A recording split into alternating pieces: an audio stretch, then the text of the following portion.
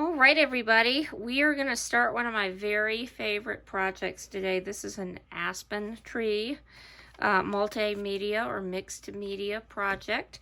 And we're going to start today just with our background. And what we're going to be using for this is chalk pastels. They are so messy. They're one of the messiest things we're going to use in the art studio.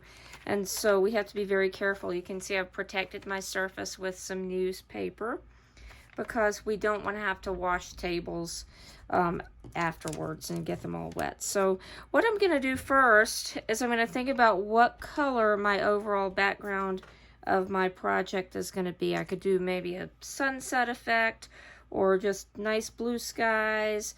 Really, it's up to you. This is your project. And I think I'm going to go with, just looking at what I have here, I'm going to get a couple different shades of purple, maybe a little pink, and you can see I'm going for the smaller ones. They're a little bit easier to use. Maybe we'll put a little orange. We'll think about that. So I'm just going to take this on the side and just very light pressure. So if we're thinking about how we use our oil pastels and we use a kind of a lot of pressure, this is not like that. We're going to use really soft pressure and some blending. So I'm going to go ahead and put in some of my pink. And you can do it in a more organized way if you want to go from one color to the next to blend, or if you want to put some together. A little clue about choosing your colors: if we think about our color wheel, if we pick colors that are neighbors, those are called analogous colors. They're next to each other on the color wheel. You're going to have a nicer effect. If you pick colors that are opposite from each other, they're going to kind of blend into a neutral or maybe a shade of brown or something. So you might want to keep that in mind.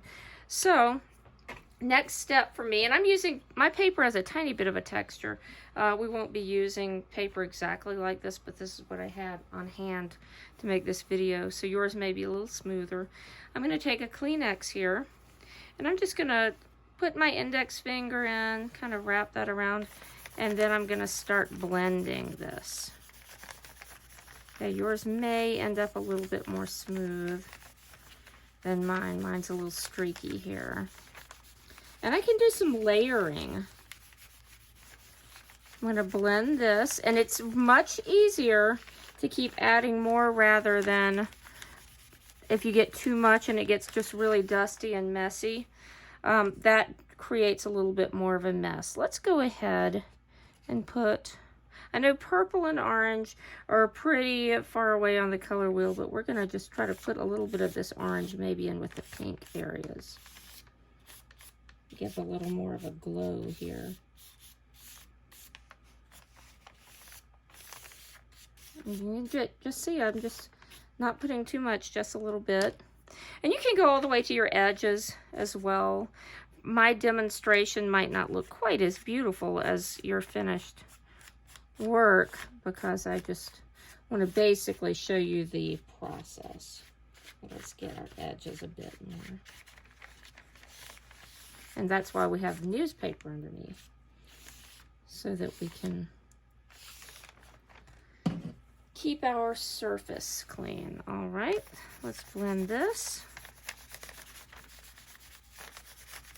And I can keep switching. If it starts to get muddy and you want to keep your colors, especially if you're using several different colors next to each other and you don't want them to blend all together, you can keep choosing a different part of your Kleenex or your tissue just to keep it from blending too much. So I always have students that really have so much fun with this process that they get a little carried away and overdo it, and then they're not happy with the result. So don't let that happen. Just keep an eye on what it looks like. If you need to step away from it and have a little bit of a view and see what you got so far, then you can do that. That's still pretty streaky, and so I might want to keep on working a little bit. Let's put some blue in here and with this purple.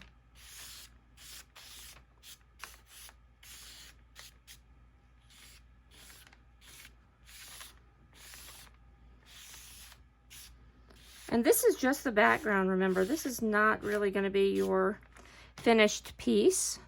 So don't, a little more pink. Don't worry if there's some areas you think really turned out that you're not happy with. Those are going to probably get covered up by our aspen trees anyway. So do not worry. These always turn out really beautifully.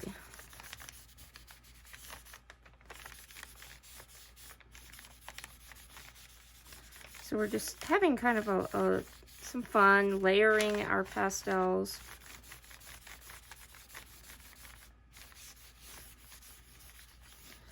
All right, so you get the idea. I may work that one a little bit more if I wasn't really happy with it. It is a little bit, again, streaky, but I'm just going to leave it because I think you understand the idea for that. So that's our background piece.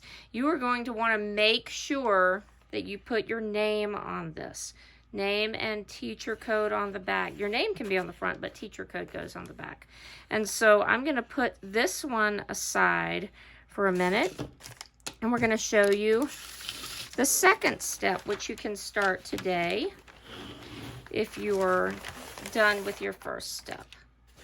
If not, if it takes you a little time to get your background the way you want it, no worries, that's totally fine. So I have another sheet of paper.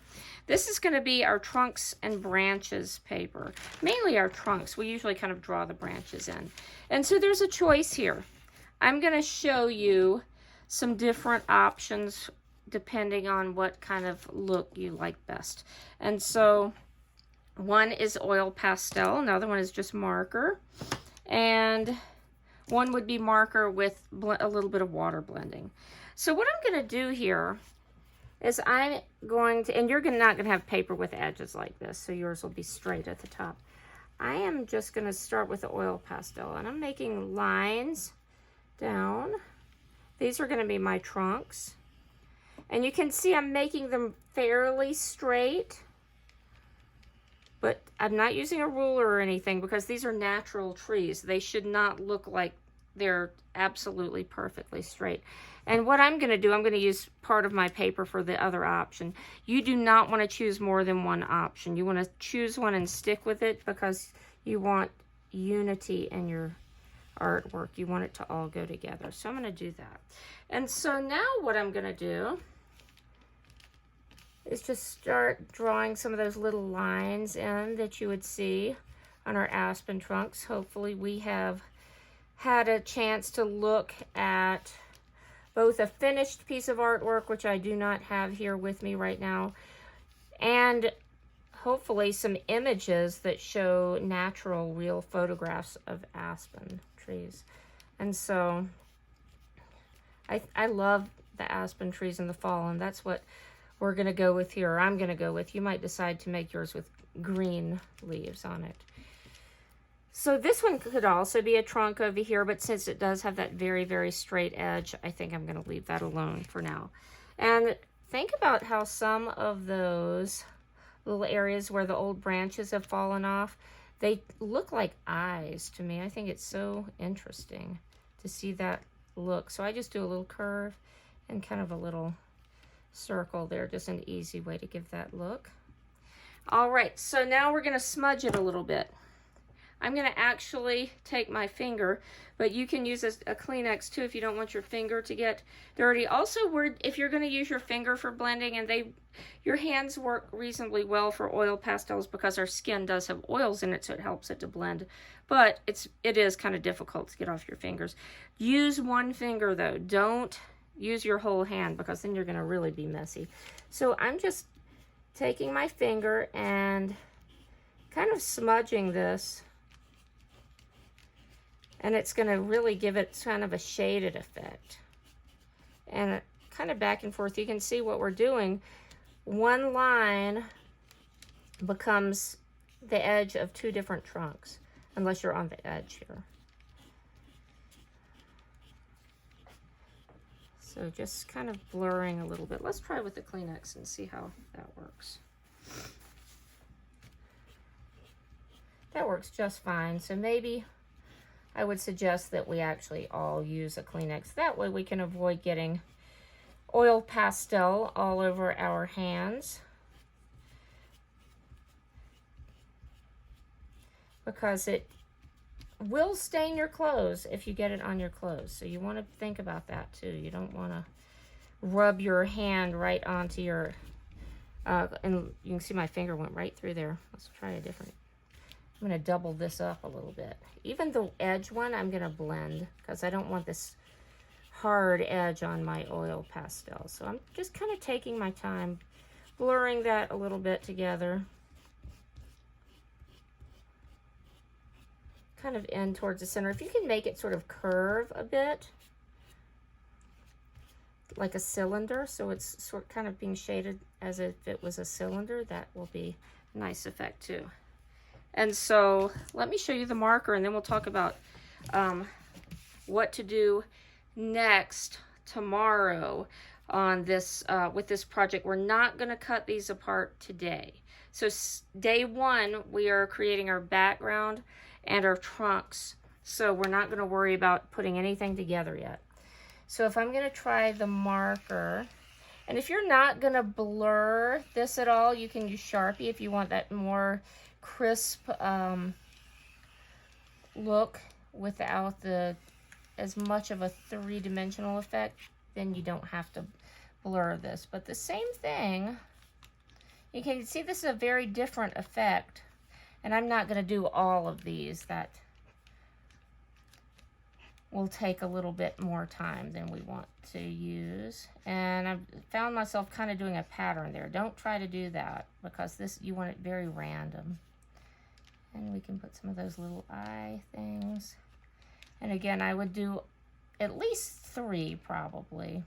You can do as many as you want and then use the ones that you like the best. And again, on yours, you're going to choose one of these effects probably, unless you want to do 2 sets and then decide afterward what you prefer.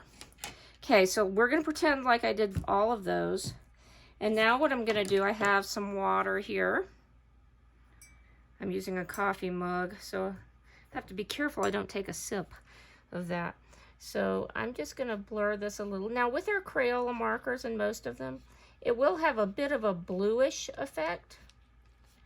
That's just the look it's going to have, and that's okay.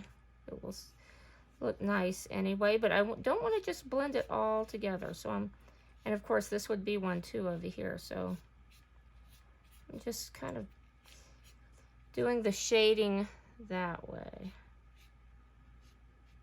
If you use this technique with the water, these will need to go on the drying rack today, so that you can let them dry appropriately for tomorrow. But you can see just softening those edges up.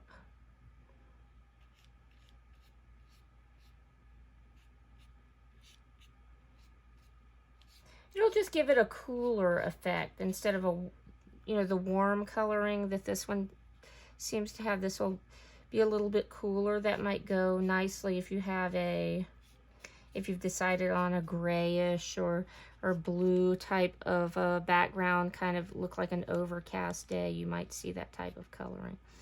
And so you can see those 2 effects, so you can think about what do you like the best. And again, if you want to try them both, just dedicate 1/2 of your paper to one technique, one to the other. You can do it that way, and then choose what you like the best. And of course, the one that, the third option would be just doing the marker without the blending, to just have that a little more crisp look to it.